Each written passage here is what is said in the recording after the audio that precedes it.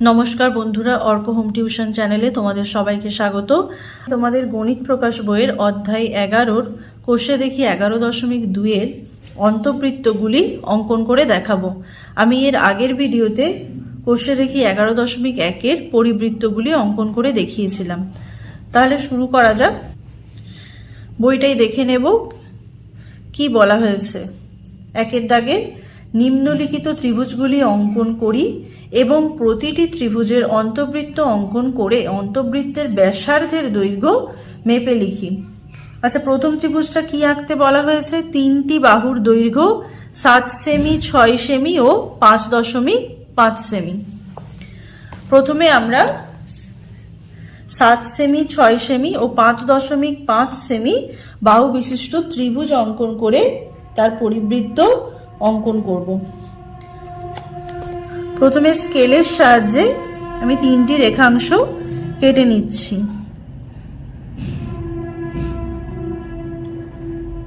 7 semi,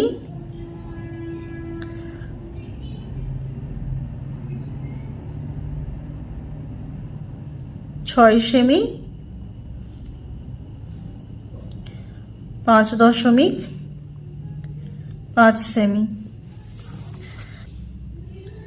7 semi, 6 semi,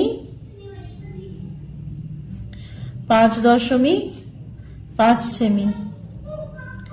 এবারে আমি নিচে একটি সরলরেখা টানছি, যে কোনো মাপের সরলরেখাটা এটা তোমরা নেবে, নিয়ে এর থেকে 7 সেমি রেখাংশের দৈর্ঘ্যের মাপের সমান করে, এটা আমরা পেন্সিল কম্পাসের সামনে 7 সেমিটা নিয়ে নেব, নিয়ে এখানে বসিয়ে চাপ কেটে দিলাম।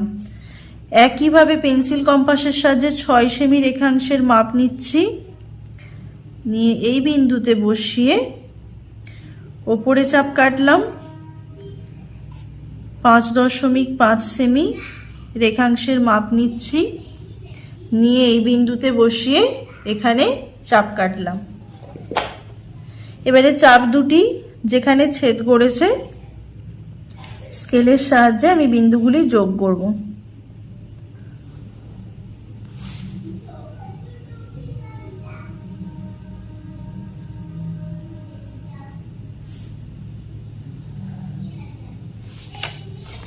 এবারে অন্তবৃত্ত অঙ্কন করার জন্যে আমাদের এই ত্রিভুজটির দুটি কোণের সমদ্বিখণ্ডক আঁকতে হবে। ত্রিভুজটির একটি নাম দিচ্ছি এ বি সি। আমি বি কোণ এবং সি কোণের সমদ্বিখণ্ডক অঙ্কন করে দেখাবো। পেন্সিল কম্পাসের সাহায্যে চাপ কেটে নিলাম। এবারে পেন্সিল কম্পাসটা ওই চাপের দু প্রান্তে বসাবো, বসিয়ে এখানে চাপ কাটলাম, আবার এই প্রান্তে বসিয়ে এখানে চাপ কাটলাম। আমি ত্রিভুজের সি বিন্দুর সঙ্গে চাপ দুটির ছেদ বিন্দু জুড়ে দেব।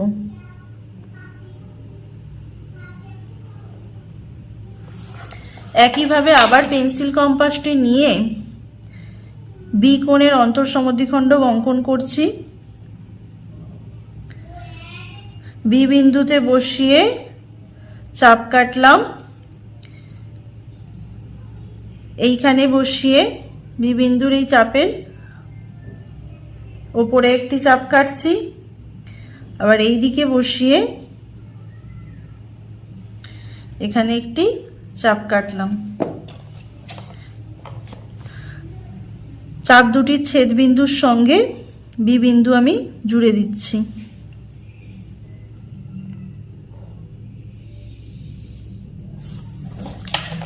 অন্তঃসমদ্বিখণ্ডক দুটির ছেদ বিন্দু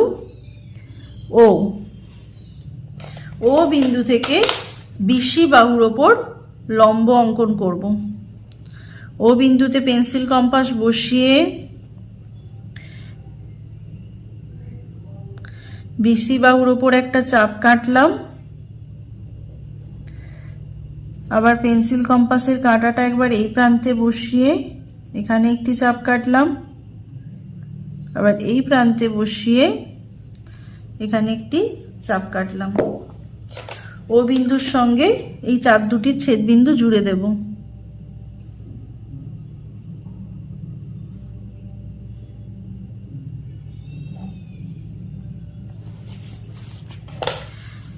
ও বিন্দু থেকে অঙ্কিত লম্ব বিশিবাহুর ওপর বিশিবাহুকে ধরলাম ডি বিন্দুতে ছেদ করেছে।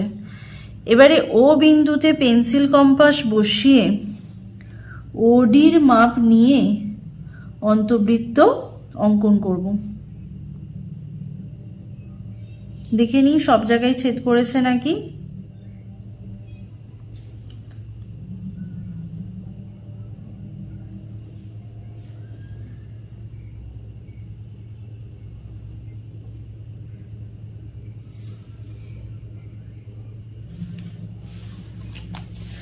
পাশে লিখব যে ও কেন্দ্রীয়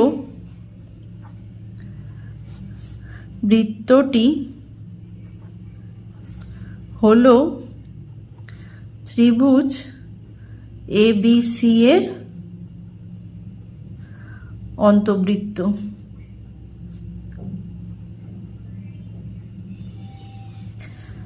আর তোমাদের অন্তবৃত্তের ব্যাসার্ধের দৈর্ঘ্য মেপে লিখতে বলেছে, এটা তোমরা স্কেলের সাহায্যে মেপে নেবে। তাহলে অন্তবৃত্তের ব্যাসার্ধ এখানে তোমরা দেখতে পাচ্ছ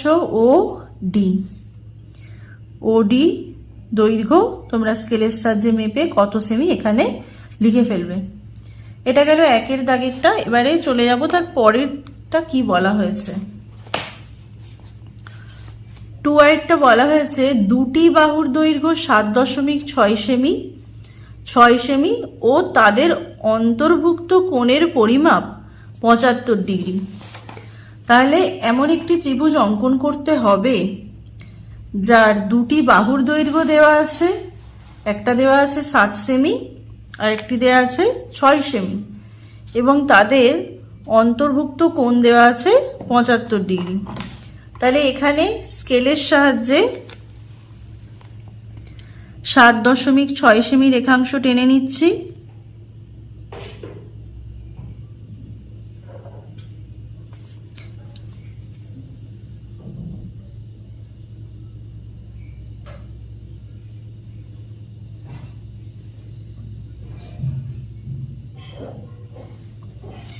আর 6 সেমি রেখাংশ টেনে নিচ্ছি।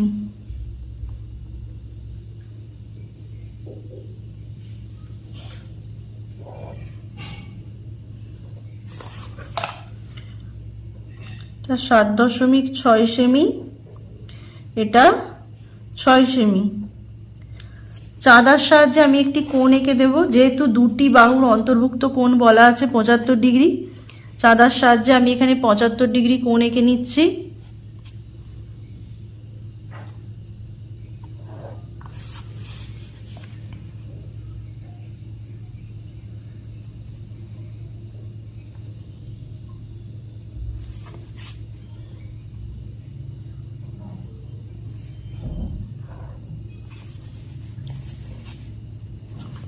এবারে ত্রিভুজটি অঙ্কন করার জন্য আমি প্রথমে একইভাবে একটি যে কোনো মাপের সরলরেখা টানছি।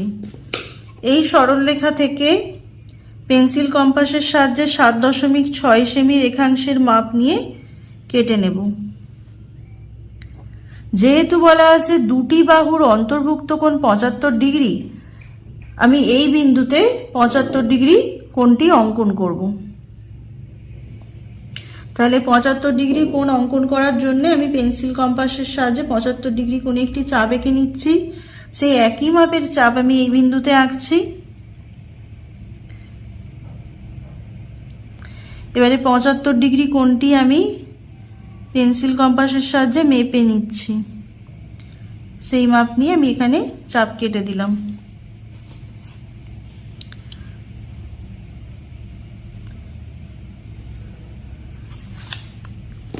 এবারে 6 সেমি রেখাংশের মাপ নেব পেন্সিল কম্পাসের সাহায্যে,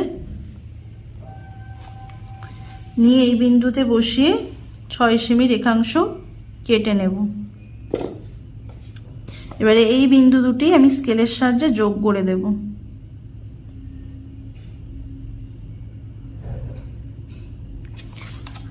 তাহলে দেখতে পাচ্ছ এখানে বিসি বাহু এবং এবি বাহুর অন্তর্ভুক্ত কোণটি হলো 75 ডিগ্রি, আর বিসি বাহুর পরিমাপ 7.6 সেমি, এবি বাহুর পরিমাপ 6 সেমি। তাদের অন্তর্ভুক্ত বি কোণটি হচ্ছে 75 ডিগ্রি।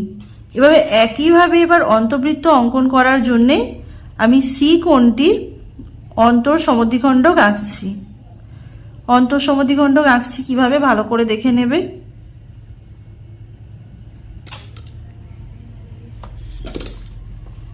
চাপ দুটির ছেদবিন্দু আমি সি বিন্দুর সঙ্গে যোগ করে দিচ্ছি।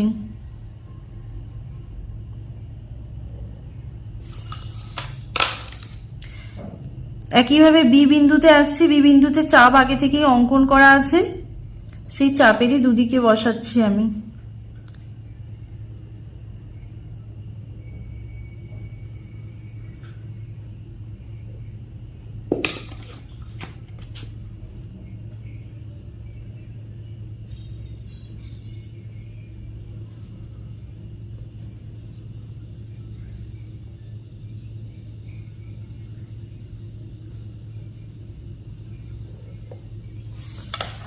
দেখতে পাচ্ছি অন্তঃসমদ্বিখণ্ডক দুটির ছেদবিন্দু এটার আমি নাম দিলাম ও। ও বিন্দু থেকে বিসি বাহুর ওপর লম্ব অঙ্কন করব। ও বিন্দুতে পেন্সিল কম্পাস বসিয়ে বিসি বাহুর ওপর চাপ কেটে নিলাম। এবারে চাপের এই দিকে বসিয়ে নিচে একটি চাপ কাটছি, আবার চাপের এই প্রান্ত বিন্দুতে বসিয়ে আমি এই চাপের উপর চাপ কেটে নিলাম। এবারে ও বিন্দুর সঙ্গে এই চাপ দুটির ছেদ বিন্দু যোগ করে দেব।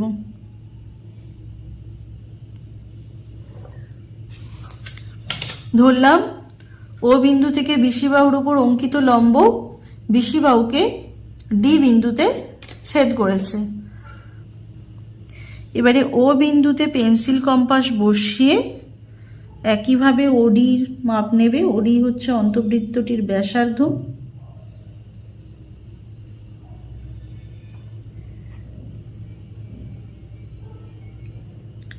নিয়ে অন্তবৃত্তটি অঙ্কন করবে।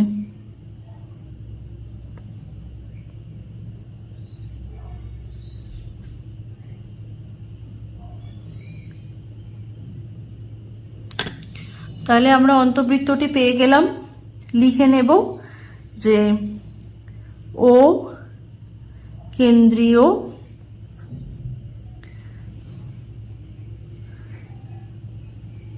বৃত্তটি হলো ত্রিভুজ এবিসি এর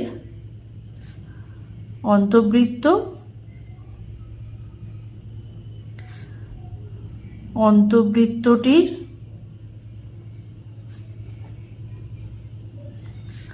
ব্যাসার্ধ সমান ওডি সমান কত সেমি সেটা তোমরা স্কেলের সাহায্যে মেপে লিখে দেবে। তাহলে বন্ধুরা আপাতত এতটুকুই। আমি এর পরের ভিডিওতে এই চ্যাপ্টারের বাকি অন্তবৃত্তগুলি অঙ্কন করে দেখাবো।